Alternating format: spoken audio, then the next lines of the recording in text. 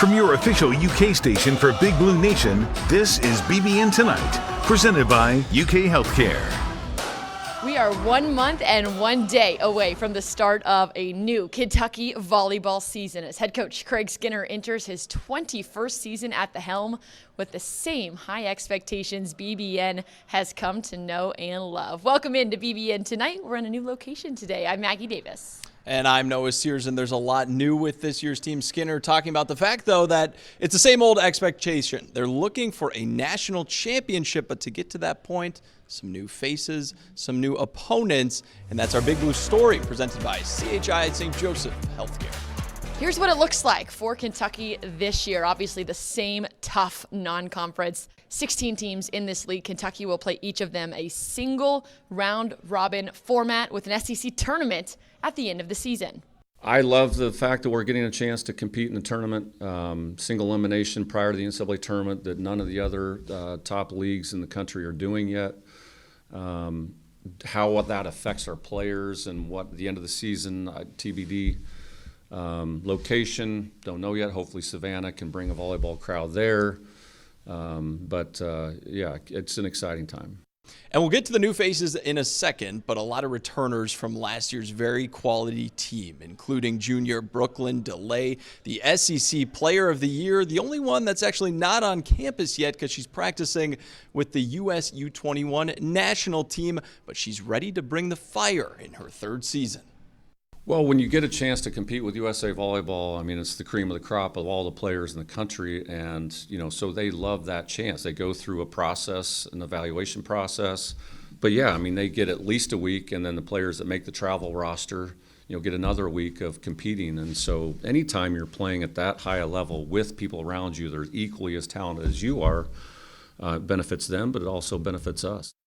Add the new and the old together, and that's made for the preseason favorite in the SEC and the University of Kentucky. And while Craig Skinner is the most tenured coach in the conference, he's not tired of coming back to Lexington and putting together a quality squad, something that he talked to Maggie about. Obviously, as you enter your 21st season, which sounds crazy to me. Does it sound crazy to you? I get a little goosebumps there. I mean, just thinking we've been in one place for that long, but we love it. And yeah, it's. I guess, do you start calling it an era by that point in time? We're in our Skinner era yes, here, yes. I don't know, but yeah, it's exciting. I mean, I've gotten more and more juiced about the season this summer. Yeah, well, I want to ask about that because we're a month and a day away from your first outside competition. It's an exhibition, but it's the first time you'll really get to see this team up against another team in the last 2 decades. How have you felt this lead up, change or not change? Oh man, it's very unique this year because in January we got all of our freshmen in, including Hannah Benjamin, who had an ACL last year, and then also our 3 transfers, and have all 14 players here since January is very unusual. So the fact that we've had them in the spring, they've been training and working out this summer all together, and then we get to start practice earlier than normal.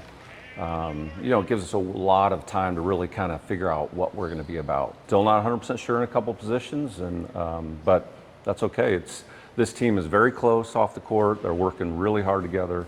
So it'll be an exciting team to be next to and watch play the game, especially if you're a huge Big Blue Nation fan. Of course, you said what we're going to be about. I know it's very early. I'm sure the identity changes throughout the season, but do you have an idea at this point of what the identity of this team could be?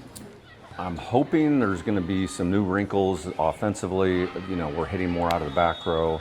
I think we're going to have to be an exceptional serving team. There's going to be some new arms, new faces, that really make an imprint. But that's a hard question. I'm struggling to try and find out what exactly the identity be, because I think we can go in 2 or 3 different directions. It's just, what is it going to be? Are we going to be really defensive minded, or are we going to be offense?